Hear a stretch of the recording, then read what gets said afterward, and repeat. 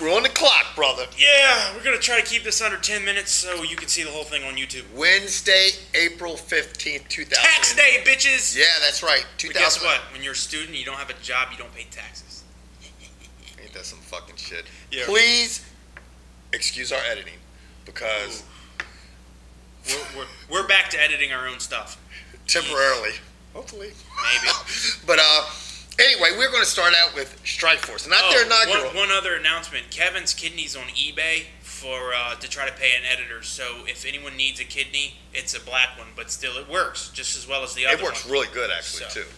No fucked up things to it. Filters well. Yeah, definitely. Without a doubt. Anyway, as Kevin was saying, we are going to start out talking about Strikeforce, not their inaugural event. No, this past Saturday. But actually, Strikeforce acquired Elite XC. They had their event just past Saturday night.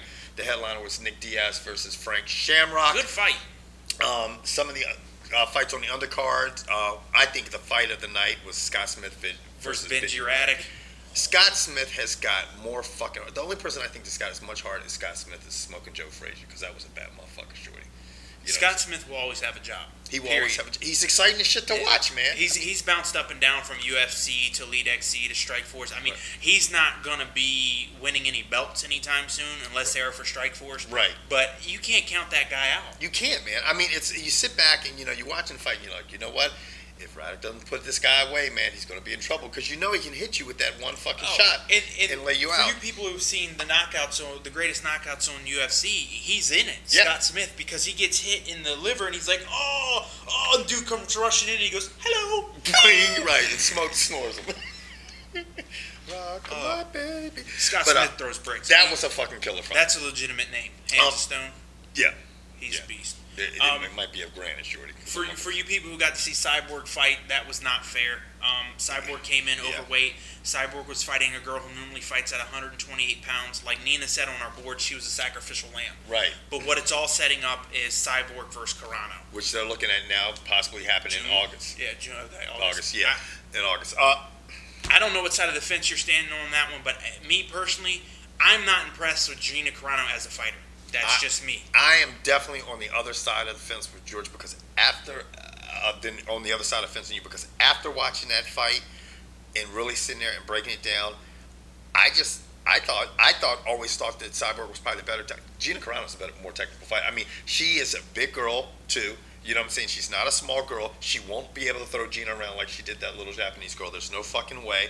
If she comes in there, Gina's gonna stick her and stick her hard.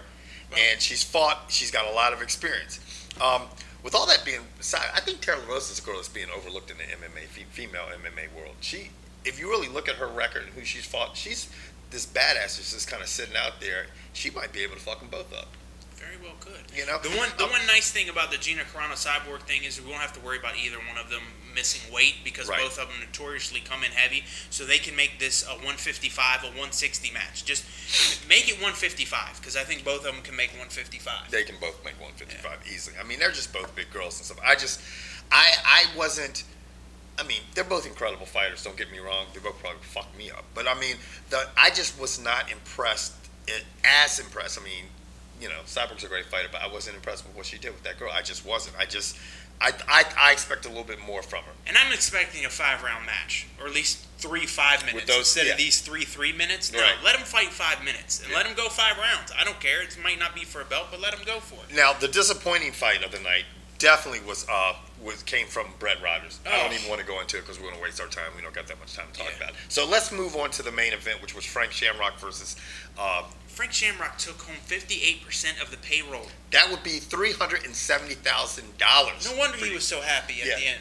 Yeah, he beat my ass. I'll be back. Yeah, I'd come back and catch an ass whooping for $300,000. Oh, without a doubt. Now, I'm going to tell you what. With all that being said, Diaz was impressive as shit. Yes, he was. He fought an incredible fight. He manhandled Shamrock. He handled the fight from the beginning to the end, and you know what? He was very humble at the end of the fight. Next time, let's fight somebody in your decade. Right, but he was humble in the fight. Now, the funniest part of the whole fight, the funniest fart during the course of the fight, but the funniest part of the whole fight was at the end when he was trying to leave the cage, and he kept saying, "Hey man, hand me my fucking shoes, please. Hey man, hand me my fucking shoes, please." Who was this? It was Diaz when he was trying to exit the ring, man. If you get to see that clip, that is the funniest fucking shit. That motherfucker he cannot. Nina said it the best on our boards. He cannot realize if he's a thug or if he's an MMA fighter. But he's a funny motherfucker. Had a lot of respect. Now let's stick to. We're gonna go with the humble. Well, thing, we're gonna go with Nick Diaz calling out Roy Jones Jr. Now, okay, this happened with Anderson Silva and stuff like this, but Diaz just came straight out and said he wants to fight Roy Jones Jr. Now, in a boxing match, you're going to get wrecked. In an MMA fight, you'll win.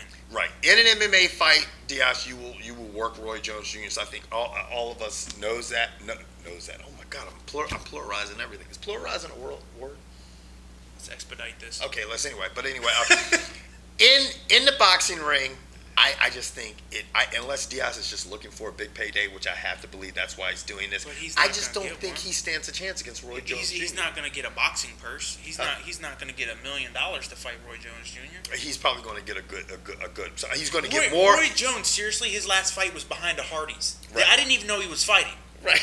Roy Jones isn't even a big draw anymore. But the fact is, the draw he can get will still be more people in the world know about Roy Jones than they do about Diaz. That's just a fact. People know about Roy Jones than they know about MMA. Right, and that's the fact, and that will get him a big payday. You know what? If you can get a big payday for it, go for it. Get your ass whooping and smile. I don't see it happening because he had a problem with KJ Nunes, and KJ Nunes is a pro boxer. Speaking with guys who are trying to make a transition from one sport to another, the rumor out there is Kimbo Slice is going to give up MMA and go to boxing. Yeah, but there's a problem.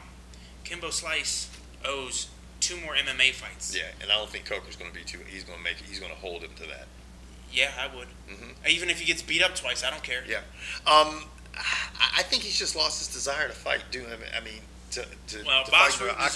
Boss Rutan is on record saying, "I would not coach Kimbo Slice for $1 million." He's like, "I will never coach him again." Well, because he knows work ethics in the trash can. I mean, Kimbo Slice out there partying with porn stars, doing all the kind of shit that most people want to do. But but I mean, and getting a big payday for it. But when you're training MMA, I mean, and he straight out came out and said, Kimbo Slice said, you know what, MMA training is too fucking hard because there's so many dimensions of it and so many different avenues. In boxing, there's one. I must stand up and throw my punches harder than you and hope to knock you out. Yeah, I'd like to see who his first opponent is going to be in the boxing ring. That will be a big draw also because he's got the mainstream internet work. Huh? Ray Mercer? He fought Ray Mercer in the ring, but that could be a good fight. Now it's time to see if Mercer can get his revenge in the boxing.